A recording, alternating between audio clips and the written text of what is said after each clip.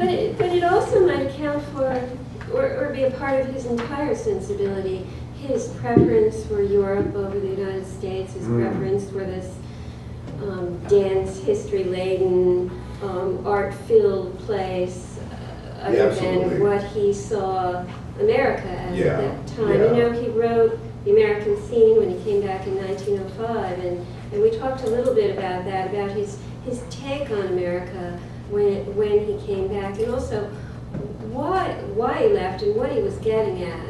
From your point of view, what was he getting at? Did he just, you know, someone said in our I Hate Henry James panel, we don't actually hate Henry James, but Henry James quite possibly may have hated us. And so I wonder. Yeah, his expatriatism is often sort of held against him, held as some kind of precious effete attitude. He was precious and effete. God damn it, he had a right to be. However,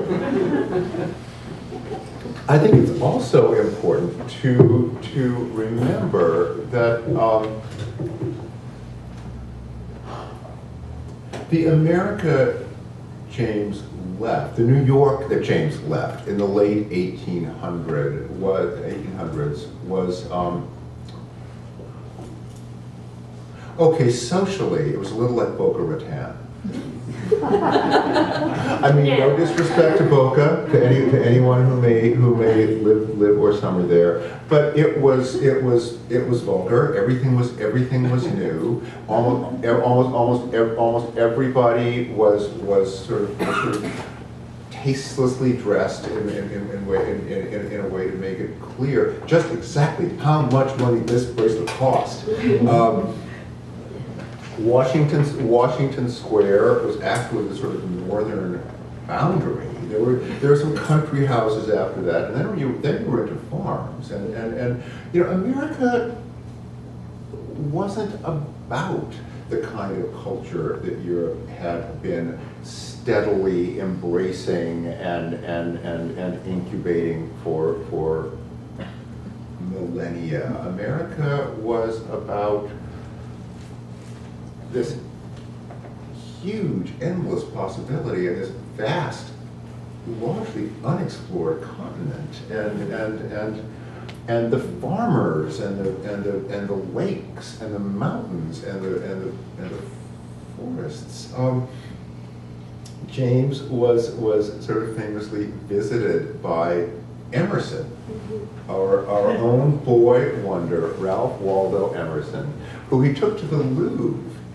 And Emerson's reaction to the Louvre was sort of like, so Henry, this is just like, it's like paintings and sculpture? Like, that's all they have here? How long are we going to be here? This is Emerson. No disrespect to Emerson. I don't know if Whitman would have liked the Louvre either. It's not what America was about. America wasn't Jamesian enough for James. And it's also important to know that well, he went to Paris for a while. Ultimately settled in London. The Paris and London that he loved so much. Did involve, you know, strolls down grand boulevards. What's not to like about that? But well, in Paris he became great friends with Turgenev, you know, and he got to know George Eliot and Arnold Benton and Leslie Stephen before Virginia Woolf was born. There was this sense of this incredible reservoir of human aesthetic and intellectual power that, yeah, he wanted to be part of. And I think the sort of legend about James' relationship to his expatriatism revolves more around, you know, dinner with countesses, to which he was in no way averse. He went to lots of dinners with lots of countesses, some of them sillier than others.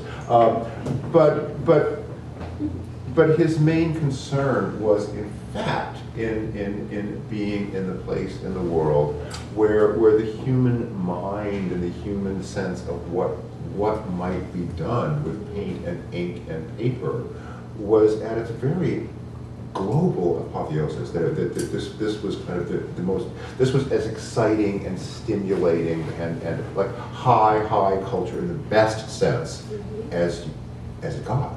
Yeah. I know he was fascinated with George Eliot. Love George Eliot. Everybody loved George Eliot. George Eliot had a face that could stop a clock, and famously, I mean, any account you read of anybody meeting George Eliot kind of walks in and goes, "Oh my God, it's more than I thought," you know, because she's warty and you know, and pendulous nosed, and I don't know, but of such immense, radiant charm and calm that after the shock of how she looked wore off, everybody not only loved her, but began to see began to see that she was a beauty on her own planet, that she just had been beamed down from the George Eliot planet, where she knew she was a beauty and carried herself as one. Yeah. Exactly.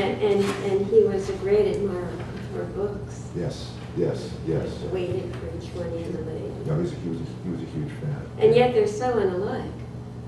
Well, you know, I think one of the measures of a great reader, and certainly a great reader who is also a writer, is an ability to appreciate the worth of something that isn't your cup of tea, that isn't what you ordinarily read, that isn't what you would write yourself. That's part of.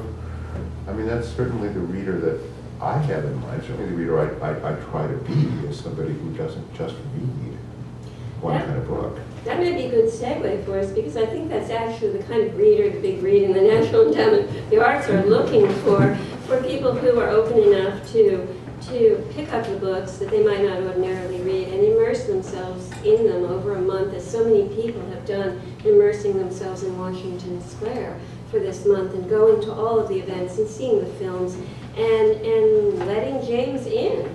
And whether they were initially not too interested in that idea or not. So I thought maybe it might be a good time to open up the discussion to some of the readers in the room and hear what they would like to ask or have to say.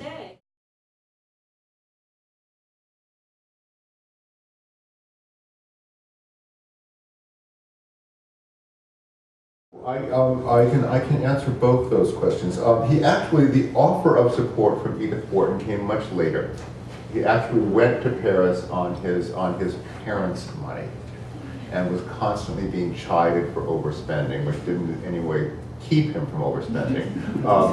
Edith Wharton made a sort of unbidden offer of support many years later, about which he was quite indignant and offended, and which he did not accept. You know, Henry James was in that funny position that so many writers find themselves in even today, which is critically lauded, reasonably popular, but no money. Daisy Miller, which was published in '78, 2 years before he published Washington Square, and then another year he would publish The Portrait of a Lady. He was huge, but this just doesn't always translate into sales. You know, Don DeLillo probably isn't rich. I hope he is. But you know what I mean? That some of the writers who we most revere,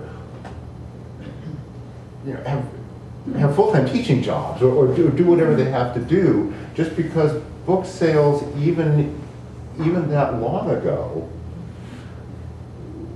were a little tricky. You know, one always imagines oneself as living in an impoverished age after the close of a golden age, which is in many ways true, but it has always been difficult to sell serious literature. And somebody like Edith Wharton sort of hit the jackpot and wrote serious books about rich people in high society, which were also popular. But that was the same kind of long shot then that it is now.